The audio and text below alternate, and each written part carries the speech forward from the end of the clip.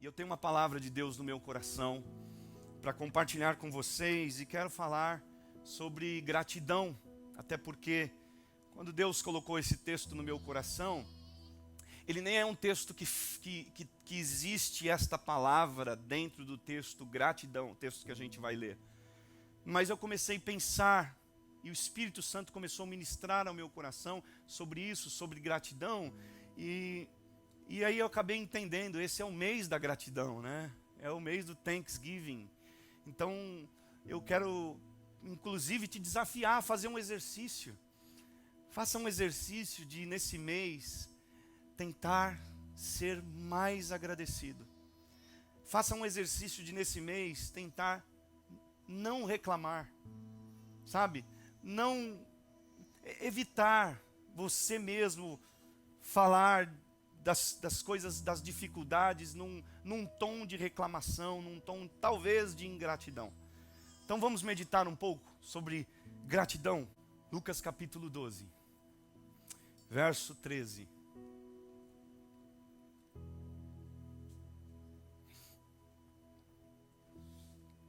Alguém da multidão lhe disse: Mestre, dize a meu irmão que divida a herança comigo. Respondeu Jesus: Homem, quem me designou juiz ou árbitro entre vocês? Então lhes disse: Cuidado, fiquem de sobreaviso contra todo tipo de ganância. A vida de um homem não consiste na quantidade dos seus bens. Então lhes contou esta parábola: a terra de certo homem rico produziu muito. Ele pensou consigo mesmo: o que vou fazer? Os meus celeiros, ou melhor, vou derrubar os meus celeiros e construir outros maiores, e ali guardarei toda a minha safra e todos os meus bens.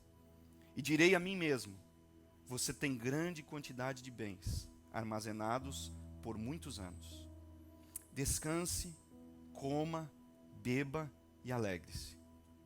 Contudo, Deus lhe disse: insensato, esta mesma noite a sua vida será exigida. Então, quem ficará com o que você preparou? Assim acontece com quem guarda para si riquezas, mas não é rico para com Deus. Vamos orar? Eu perguntei hoje de manhã, subi aqui no altar, na hora que o louvor estava ensaiando, eu perguntei para algumas pessoas aqui. Hoje eu fiz dois tipos de pergunta. Para o pessoal do louvor, eu perguntei o que eles falariam hoje se eles fossem pregar. Qual assunto eles trariam. E depois eu chamei a Bia e mais algumas pessoas e perguntei para elas uma pergunta diferente. Eu perguntei o que é que eles pediriam ou o que é que eles falariam para Jesus se Jesus aparecesse para eles em pessoa. O que é que você faria, o que é que você pediria para Jesus se ele estivesse na sua frente? Talvez nem agora, mas num lugar, sozinho, seja no seu quarto, seja no seu carro, seja onde for, Jesus estivesse pessoalmente, fisicamente, diante de você, o que é que você falaria para Jesus? Eu tive algumas respostas. Gostei particularmente muito de 3. Gostei da resposta da Bia. Eu até nem imaginava que ela fosse responder isso. Não porque eu duvide da vida espiritual que a Bia tem com Deus, mas porque ela é uma adolescente. Ela disse: eu pediria para ele me levar. Aí eu falei: mas peraí, sua vida está ruim? Aqui ela disse: não, gosto da vida, eu estou bem com a vida. Mas é que eu acho que com ele é melhor, no céu é melhor. Pensa no coração de um pai. Como não fica feliz ouvindo o filho querer mais Deus. Ouvi uma segunda resposta, e agora eu vou começar a guardar o nome dos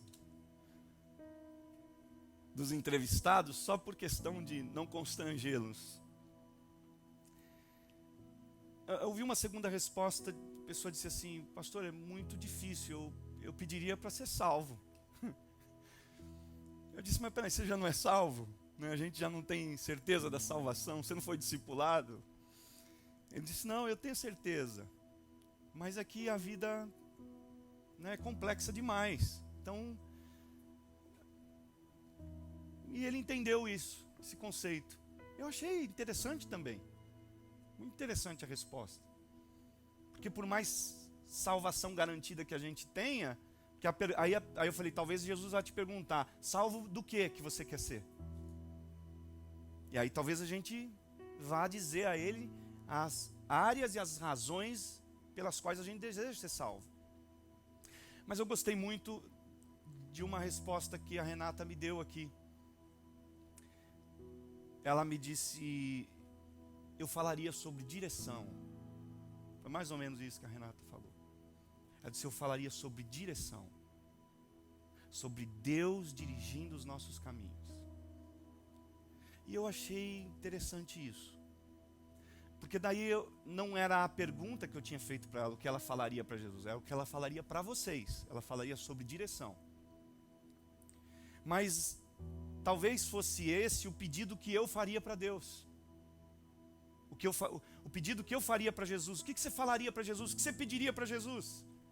Eu acho que talvez uma das respostas melhores, ou de uns pedidos melhores a se fazer a Jesus é esse. É a gente dizer assim: Jesus, que a minha vida nunca saia da tua direção. Porque seja lá onde for, seja lá como for, seja lá com quem for, se eu estiver na direção de Deus, eu estou na bênção. Você está bem. Qualquer outra coisa diferente disso é problema, Então perceba que a gente precisa de muito pouco na vida. A gente precisa de direção. Talvez você está sentado aqui e falava, talvez alguém tenha pensado em cidadania, green card, milhões, barco, mansões, poder, sei lá, mas talvez tenha pensado, talvez não, mas a verdade é que a gente não precisa nada disso. E é até bom isso, é até bom você poder ter vida boa, é ideal que todos aqui sejam cidadãos americanos, é uma bênção, é ideal, é lindo, é honroso, Deus quer isso. Agora, talvez, o que a gente não pode mesmo passar a vida sem ter é a direção. É a direção de Deus. O que tem a ver isso com gratidão, pastor? Não tem muito a ver. Mas a verdade é que o texto me chamou a atenção sobre gratidão, porque Jesus está sendo interpelado por alguém. É um homem que chega em Jesus. Jesus vai contar uma parábola, mas ele só conta a parábola por causa de alguém que chega nele. E esse cara que tem a oportunidade de chegar em Jesus, o que ele pede? Ele pede para Jesus intermediar uma causa dele com o irmão dele de herança. O irmão, de alguma forma, tem a herança nas mãos e não quer dar a parte dele. Ele está dizendo: Jesus, manda o meu irmão me dar a minha parte da herança. É o pedido que esse homem faz para Jesus. O que Jesus responde para ele? Jesus, em primeiro lugar, descarta. Jesus disse assim: ó, isso aí é com os juízes. Vai buscar um juiz. Eu não vou ficar, intermediando casos aqui. Mas a verdade é que Jesus fala isso muito mais em decorrência do que ele diz no verso 15. O que ele diz no verso 15? Ele diz assim: cuidado, fiquem de sobreaviso contra todo o tipo de ganância. A vida de um homem não consiste na quantidade dos seus bens. Quando Jesus fala, fiquem de sobreaviso, contra todo tipo de ganância, essa é a razão pela qual Jesus não vai arbitrar essa causa dos dois irmãos que estão com um problema de quem fica com o quê? O que é direito de quem? Porque Jesus percebe que esse cara que está pedindo para ele arbitrar essa causa é um homem ganancioso. Então ele chega a Jesus com os ideais errados. E por que ele chega a Jesus com os ideais errados? Por que o coração dele é ganancioso? Porque falta no coração desse homem gratidão. Porque gratidão não é só expressão de agradecimento. Não é você só dizer obrigado. Gratidão é você se sentir. Sabe, é o ideal, é o propósito de eu me sentir bem, de eu me sentir, sabe, gente, completo. Isso é gratidão. E quando Jesus fala de ganância, é claro que ele está falando em relação a finanças, mas isso pode ser muito mais abrangente.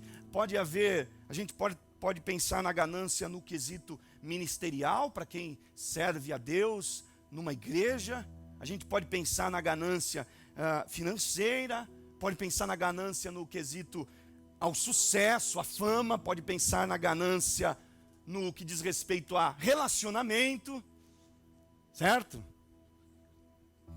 Ganancioso de relacionamentos, eu quero ter todos os amigos do mundo e não quero compartilhar, a ganância, eu quero sempre mais, sempre mais, sempre mais. E aí eu falo para vocês o seguinte: quando a ganância nos rouba a capacidade de ser grato, a gente não consegue viver e enxergar de forma plena. Deixa eu repetir: quando a ganância te rouba a capacidade de ser grato, você não consegue enxergar o pleno, você não consegue enxergar o todo, tá? Porque se esse homem consegue sentir que a herança não é tudo, quando ele está diante de Jesus, o que ele vai pedir? É aí que está o detalhe. Se você tivesse Jesus hoje do seu lado, o que é que você pediria? Será que vale a pena pedir aquilo que talvez tanto te machuca, tanto te angustia? Ou será que existem coisas melhores? Será que existe céu que pode ser melhor? Será que existe direção que pode dar muito mais sentido para a tua vida do que um papel? Seja esse papel dinheiro, seja esse papel documento, seja esse papel o que for. Direção traz muito mais paz do que qualquer tipo de coisa material. Quando você tem convicção de que está na direção e no caminho certo, que Deus está te dirigindo, você tem paz, você consegue ser alegre, você consegue estar bem com tudo. Então a ganância cega a gente de enxergar a importância das pessoas diante de quem a gente está. Porque cegou aquele homem dele enxergar a importância do Jesus, a relevância do Jesus que estava diante dele. Ele está diante de Jesus e ele pede por herança. É como se Jesus dissesse assim: não, peraí, você está fazendo eu perder meu tempo aqui na terra. Eu venho do céu para resolver problemas complexíssimos, problemas da alma, problemas de, sabe, crise de identidade, resolver problemas existenciais, e você está me pedindo herança, cara. Você não está gastando meu tempo com esse assunto. É mais ou menos o que Jesus está dizendo. Está dizendo assim: ó, vai para o juiz, Resolve o teu problema lá com o juiz, porque eu estou aqui para resolver problemas e causas existenciais. É fazer com que vocês, com que nós vivamos com a ideia, gente, e com a certeza de que a gente é completo em Deus. Porque nós temos a bênção, a direção, nós temos a graça dEle, nós temos o favor dEle, nós temos, gente, a cooperação de Deus naquilo que a gente faz e naquilo que a gente vive. Então é muito mais do que qualquer coisa que a gente pode pedir. Aí eu penso aqui um pouquinho com vocês nesses dois personagens do texto, porque aí Jesus vai citar uma parábola. Então Jesus está diante de um homem e por causa desse homem ele cita uma parábola da história de um outro homem. Foi o que a gente leu. Então o primeiro homem é o homem da vida real, que quer herança.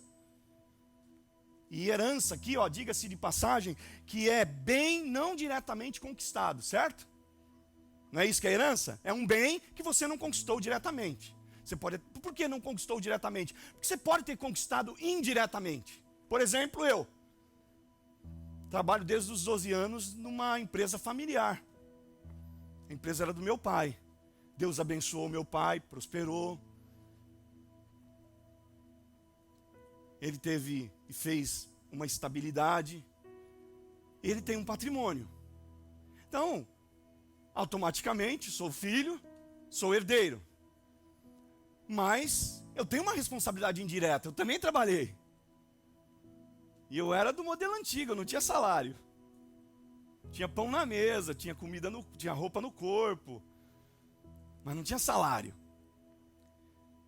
Então, assim, seja você participante da tua herança diretamente ou não, ela sempre é um bem que a gente não conquistou diretamente, alguém conquistou por nós.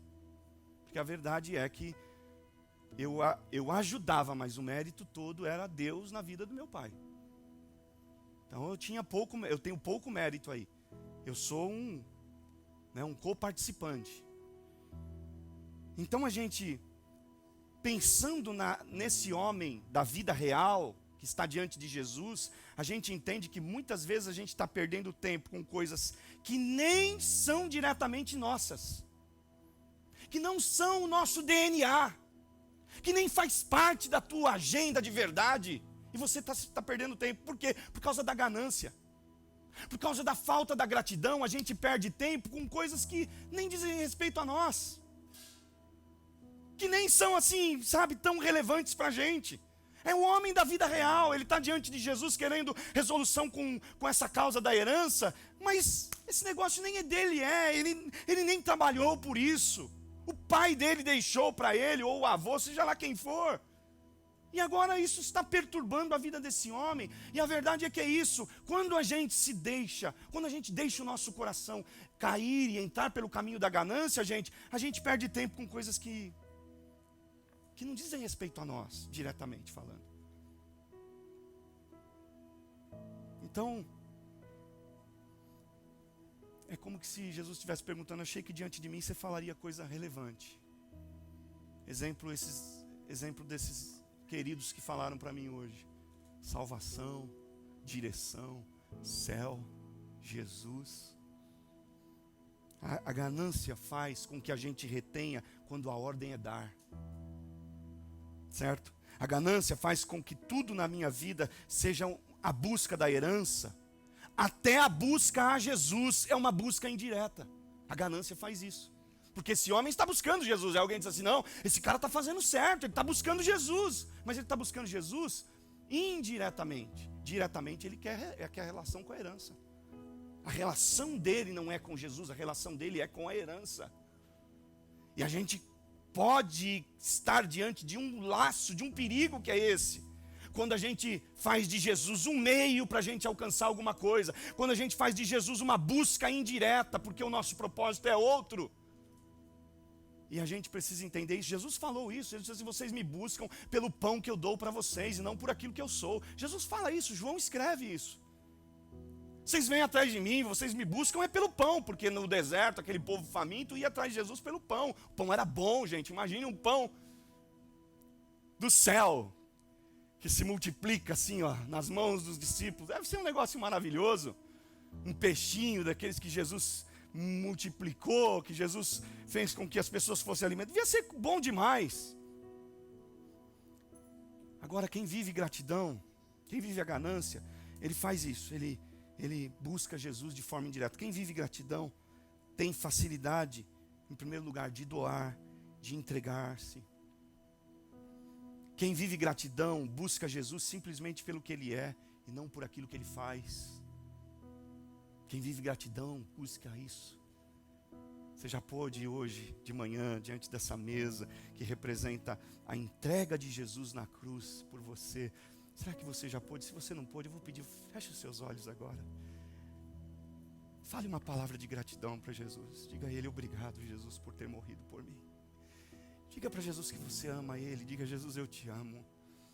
Será que a gente ama Jesus mais do que a nós mesmos? Será que a gente ama Jesus mais do que tudo que a gente possui? Seja bem, sejam pessoas, seja família. Jesus, a gente quer te amar assim. Nós queremos te amar nessa proporção. Recebe a glória e a gratidão desta igreja. Senhor, nós somos gratos a Ti por aquilo que o Senhor nos deu.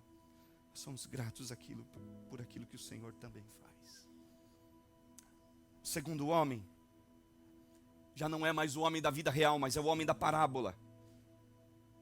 E é interessante que esse homem da parábola que Jesus conta, ele tem duas coisas boas. A primeira coisa é que ele era rico. Ele já era rico. Ele já tinha bens materiais, ele já era um homem resolvido na área financeira. Só que daí ele faz uma plantação e, para a surpresa dele, ele colhe muito mais do que o esperado, a ponto de não ter lugar para acumular a colheita. É a parábola que Jesus está contando, que o exemplo que Jesus está dando. Um homem que tem uma plantação e ele recebe e colhe mais do que ele esperava. E quando ele foi ver, ele não tinha lugar para armazenar. E aí eu falo para você o seguinte, a gente aprende aqui que concentração de talentos faz do ser humano apenas alguém, ou faz do ser humano alguém apenas em torno de si mesmo. Enquanto que compartilhar talentos faz com que a gente toque outras vidas. E quando eu falo talentos, eu não estou falando só de dinheiro. Eu estou falando de talento mesmo, eu estou falando do seu dom. Eu estou falando das suas atribuições, eu estou falando das suas prerrogativas, eu estou falando das suas facilidades que Deus te deu, da sua intelectualidade, da sua capacidade de sorrir e contagiar o ambiente, da sua capacidade de ouvir alguém, da sua capacidade de interceder por alguém. Isso é um talento que Deus te deu. E o que a gente faz com os talentos que a gente tem muitas vezes? A gente acumula, a gente vai concentrando para nós mesmos. E quando a gente concentra para nós mesmos, a gente vai se tornando pessoas cada vez mais centralizadas e pessoas egoístas. A concentração sem compartilhamento nos faz egocêntricos e donos da verdade, inclusive. Olha o que esse homem fala quando ele percebe que não tem lugar. Verso 17. Ele pensou consigo mesmo: o que vou fazer? Olha como ele é egocêntrico. O que eu vou fazer? Aí ele diz assim: não tenho, de novo eu, onde armazenar minha colheita. Minha. Olha como ele é o centro de tudo. Então disse: já sei o que eu vou fazer. Vou derrubar os meus celeiros. O eu desse homem, olha como que é.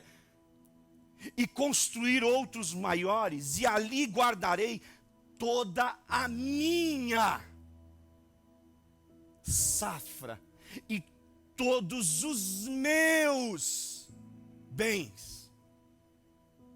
Coração ganancioso.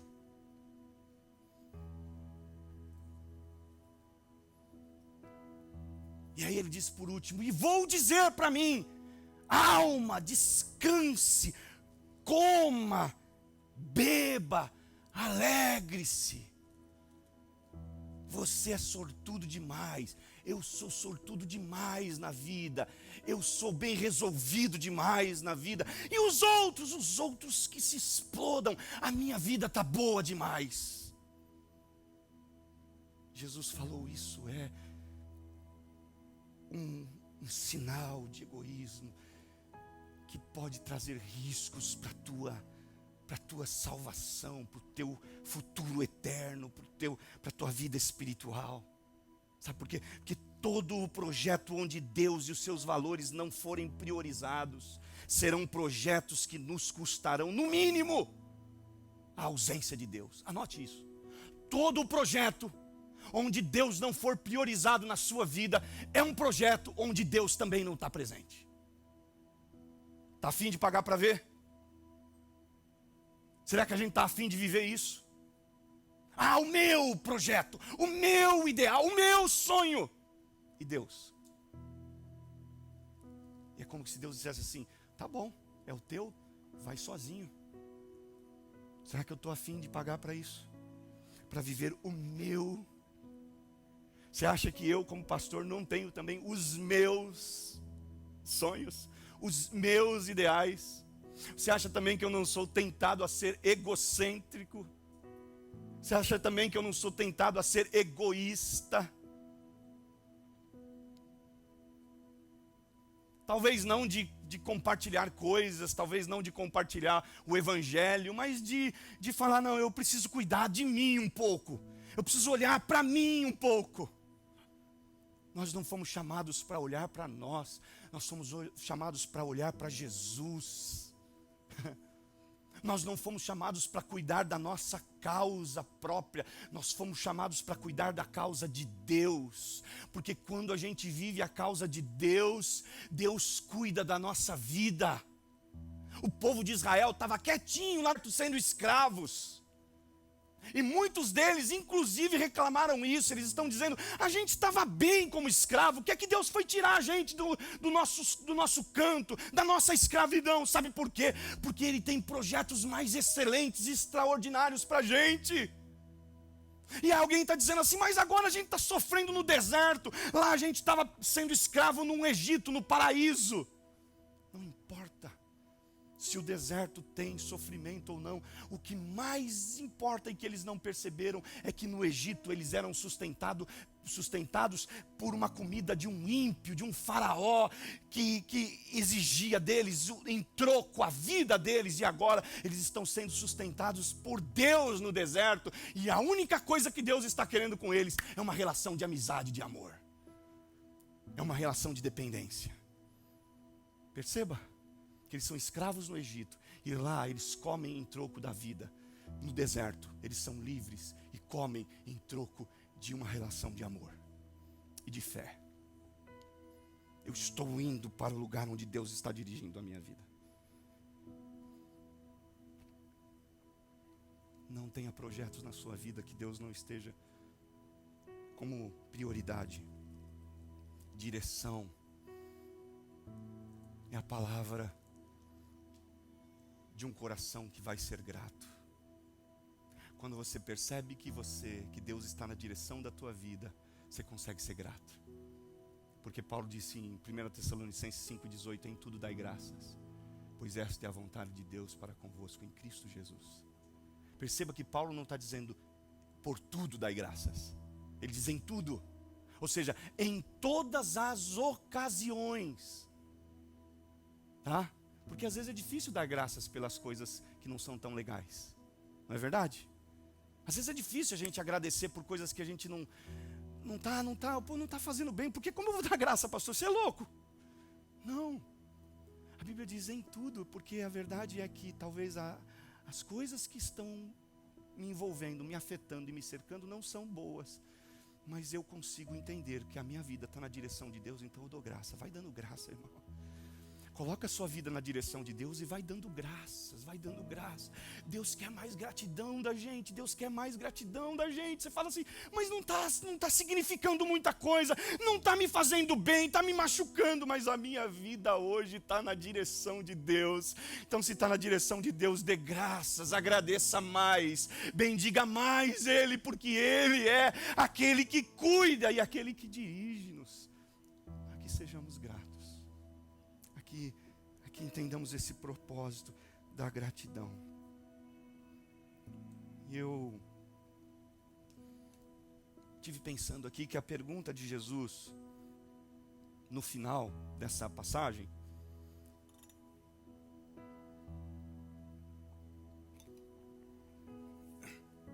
a pergunta de Jesus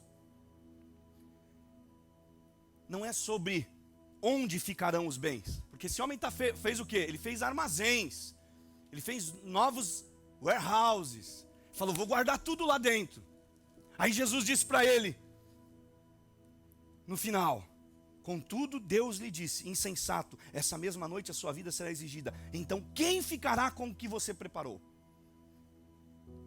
Você consegue perceber comigo que Deus não pergunta onde ficará o que você preparou, mas quem? Sabe por que isso? Justamente porque coração grato é a gente entender que o que Deus nos deu foi feito para a gente compartilhar. Que quem somos tem uma causa, tem uma razão. A gente é o que é para a gente compartilhar o que somos. Para a gente compartilhar amor, sorriso, solidariedade, apoio, exortação, que é ânimo, tá? Exortação não é bronca. Termo, expressão grega da palavra exortação na Bíblia não é correção. Tem muita gente que prega que é correção, não é correção. Exortação na Bíblia é você animar alguém. Corrigir sim, também é bíblico. Corrigir também, no temor de Deus. Chamar alguém, Deus nos fez assim. Onde ficarão? Não, Ele não está perguntando onde, mas para quem ficarão os bens? Sabe por quê? Porque quando eu retenho, eu perco o controle de quem receberá. Quando eu retenho, eu vou ser, na verdade, assaltado do outro lado, pela surpresa da morte. E de repente eu morro e alguém vai receber. Mas eu não queria que fosse esse alguém. Não importa. Se você não quisesse, e se você não queria, que você direcionasse antes, em vida, em tempo. Direcione os seus talentos enquanto você tem vida. Olha, quando eu compartilho, meus talentos alcançam uma causa ideal. Quando eu não compartilho, os meus talentos vão ser levados e distribuídos para quem eu nem imagino. A lição de Jacó. Vocês se lembram de Jacó? O que Isaac fez? Isaac esqueceu de abençoar o filho. Envelheceu. Não quis abençoar o filho enquanto era bom da vista. Envelheceu. Quando ele fica ruim da vista, velhinho, o que é que faz? Jacó vai lá e engana o pai. O pai diz assim, mas a voz parece de Jacó, não parece de Esaú. Vem aqui que eu quero tocar em você. E Jacó, olha só, tinha colocado até pelo no braço para imitar o irmão. E ele abençoou o filho na velhice. Não espere você ficar velho, não espere você morrer para a bênção sair da tua mão na direção errada. Não espere você não ter o controle para as coisas da tua vida saírem da tua mão sem você querer estar vivendo aquilo. Seja uma bênção enquanto você tem toda a condição, enquanto você tem toda a saúde, enquanto você tem tudo na mão para dirigir. Deus, onde eu vou dirigir a minha vida? A quem que eu vou entregar o que o Senhor compartilhou comigo, o que o Senhor tem dado a mim, a quem que eu vou aconselhar, a quem que eu vou ministrar, a quem que eu vou ajudar, a quem que eu vou abençoar, por quem que eu vou interceder? Quem, Senhor? Não espere, não fique acumulando só para si e esperando que o dia mal venha. E aí alguém pegue da sua mão assim e diz assim, vai para lá. Você diz, não, eu não queria. se você não quisesse, você tinha oferecido enquanto você tinha a oportunidade. Quando a gente fica doente, nem o quarto no hospital onde a gente vai ser internado a gente escolhe. Você não escolhe o enfermeiro. Se tiver muito dinheiro, você escolhe um médico. Também os enfermeiros. E eu caminho para o final dizendo duas questões que ficam no meu coração que eu quero deixar para o seu. A primeira é: quanto do irmão que por causa da ganância não quer dividir a herança que a gente tem? Porque são dois irmãos, não são? Um que não quer dar a herança, não quer dividir, e o outro que quer a parte dele. Quanto desse que não quer dar a herança que você tem? Porque o que não quer dar herança está sendo, incomodado, dizendo: me dá a minha parte. E ele está dizendo: não vou dar. Me dá a minha parte, me dá o que é meu. Me dá o que é meu. E deixa eu parafrasear esse texto aqui hoje para esta manhã, porque eu penso que essa pode ser a voz do Espírito Santo que está falando ao teu coração já há algum tempo. Dá para mim o que é meu. Dá para mim, Deus falando contigo: eu quero da tua vida aquilo que diz respeito a mim. Você está dizendo: não, Deus, eu vou resistir, eu não vou fazer o que o Senhor quer que eu faça, eu não vou fazer a tua obra, eu não quero ser isso. E Deus está dizendo assim: dá para mim aquilo que é meu. Aquilo que é meu, eu te dou uma parte, mas a outra parte é minha. Dá o que é meu. A segunda questão é: quanto do irmão que só pensa em ter a herança que a gente tem dele? Porque de um lado tem um irmão que não quer dar e quer reter, de um outro que só pensa na herança. Ele está diante de Jesus com a cabeça na herança.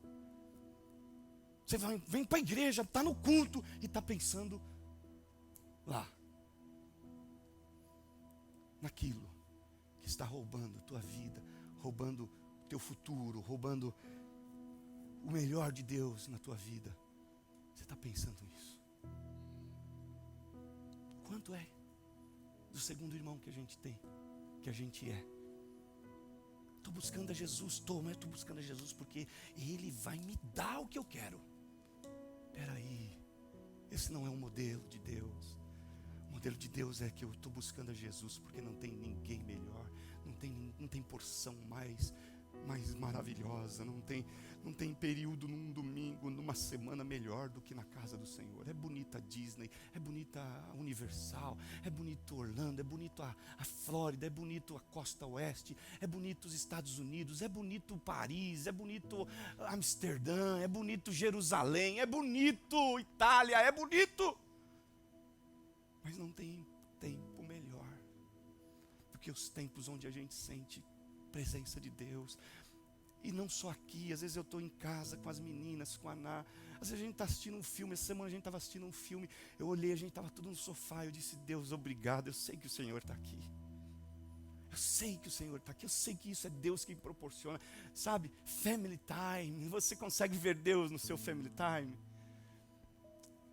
A gente tem que ver, a gente tem que perceber Deus assim, dizer: olha que bom, sabe? Você não precisa estar num lugar luxuoso, você não precisa estar sendo coberto de ouro, você só precisa ter a convicção, a concepção de que Deus está dirigindo os teus passos, de que aqueles que Ele colocou no teu redor são as melhores coisas que Ele pôs na tua vida.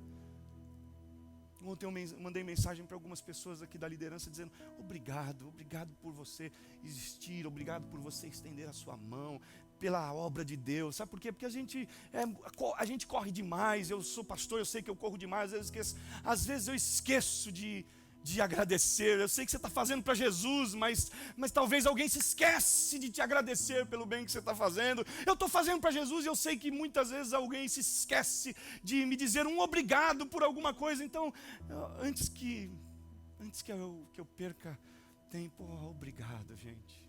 Obrigado por você ser essa pessoa que você é.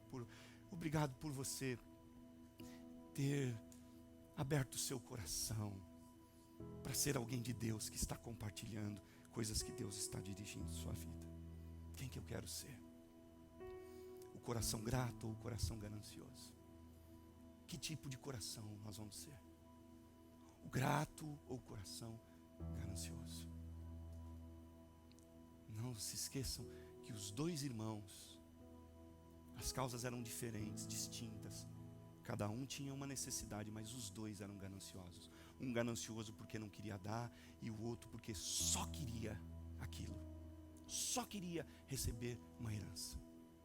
Nada mais para ele importava. Ele está diante de Jesus, mas ele... Então imagina, um dia você está diante de Jesus, fazer uma pergunta assim, tão esdrúxula, tão chula. Ou eu estar diante de Jesus, Jesus vai falar aí, Salmão, o que você quer, meu filhão, meu amado? E eu falar, Jesus. Já pensou? Ele falar, filho, eu esperava outra coisa de você. Eu esperava questões mais profundas de vida. Uma espiritualidade mais...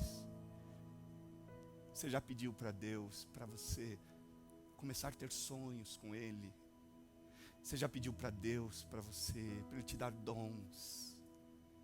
Você tem pedido para Deus para Ele te dar dons? Você tem pedido para Deus para Ele te dar sonhos, para Ele te dar revelações, para Ele te dar palavras que tragam um significado à vida das pessoas?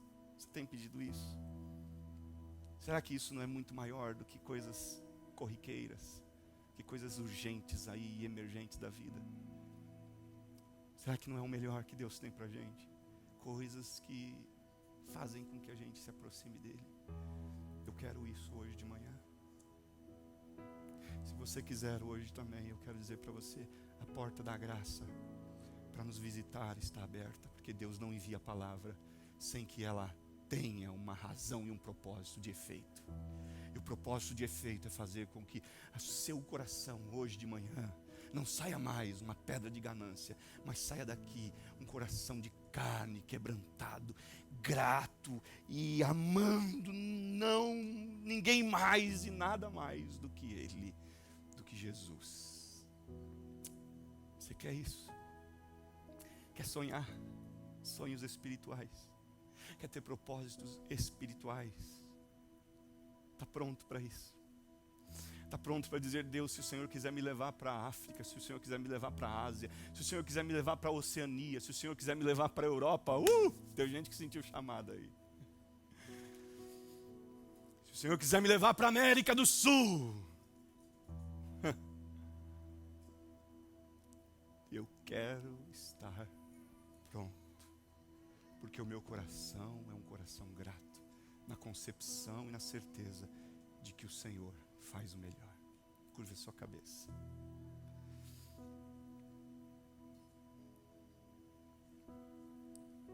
Somos teus, Pai. Espírito Santo, abra portas. Desta feita não de empregos, desta feita não de curas físicas, desta feita não portas de novos relacionamentos ou oportunidades. Abra-nos portas que nos faça acessar o teu conhecimento, que nos faça ter mais percepção da tua presença e realidade entre nós. Portas que nos dê paz, porque conseguimos entender, Senhor, o sentido da vida, e porque estamos entendendo que não tem coisa melhor do que viver nisso. Abra portas que nos levem para a direção que o Senhor tem para a gente, porque eu sei que o Senhor nos escolheu para esse propósito, para o propósito de ser grato, o propósito de ser agradecido. Eu quero viver o propósito da gratidão, não o propósito da ganância, não o propósito dos meus sonhos, mas o propósito dos teus planos e da tua generosidade, em nome de Jesus, Senhor. Aleluia. Escolhido, perdoado, eu sou quem dizes que eu sou. Tu és por mim até o fim. Eu sou quem dizes que eu sou. Escolhido, diga.